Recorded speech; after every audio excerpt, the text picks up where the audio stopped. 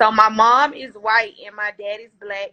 If you don't know, y'all tuned in, y'all don't know, mulatto is originally a racial slur for people of mixed backgrounds. And for me, it was just like flipping that negative and making it something positive, nothing more, nothing less. Like from the jump, my mom went to an all-white school, and she got pregnant at 15 with me by my dad, a black man. So it's like from the jump, it took some getting used to from that side of the family to keep it a buck. They wasn't just off rip accepting of that, and even just her peers in school and stuff. So it was like from the jump before I was even born. So it's Yeah. like flipping that negative and making it something positive. Period. That's that. And I feel like I'm mixed, so I got every right to reclaim that word. That's beautiful. Well, it's like how we use. You know what I'm Yeah, saying? you know what I'm saying? So exactly. So I want to touch on something because I can only talk to this subject that I've always talked about differently, but with a person like you. I always felt like mixed people had special blessings, and let me explain why. A lot of things that people may not understand about being mixed. I'm obviously not mixed, so I can't speak to it, but that's why I'd love to have this conversation with you. Us as black people, we may feel prejudice from other races, but we get to go back to our black corner and live there amongst our people. At best, maybe light skin, dark skin arguments, cool. Everybody gets to go back to their corner. As a mulatto, or excuse me, I'm just saying it based on your name, but as a mixed person, you have no corner to go to. Yeah. You know what I mean? Because there's not an abundance when you're coming up of mixed people other than maybe your peers.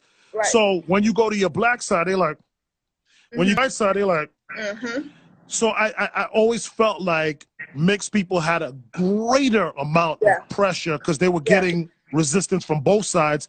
But if you look at a lot of mixed people, they're so talented, from Drake to what's the basketball player name in Golden State?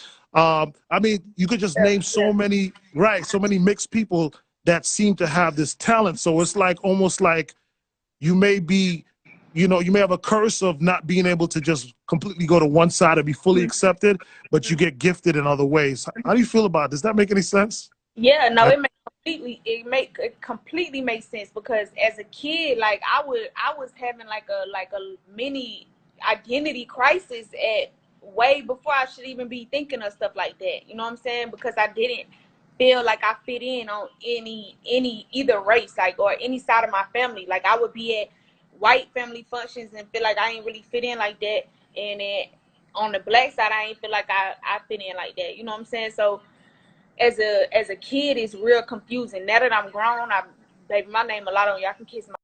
But back then, it was definitely confusing, and I think people they try to silence the experiences of a mixed person, because I don't even know why, but they try to silence the They don't experience understand of it. a mixed person. So that's why it's like the successful mixed people that you name it, they don't really speak on that, because it's not acceptable to speak on that. You know what I'm saying? People think, they take it as like you trying to compare your struggles to another race's struggles or anything. Like it's not about that. It's just, I'm mulatto, and I'm gonna tell you about my experiences. You know what I'm saying?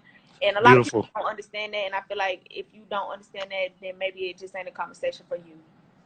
That's what's up. So and I appreciate you touching that, and by no means was I saying that any like mixed people have any special magic over anybody else.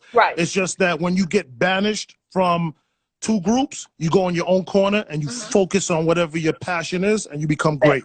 Period.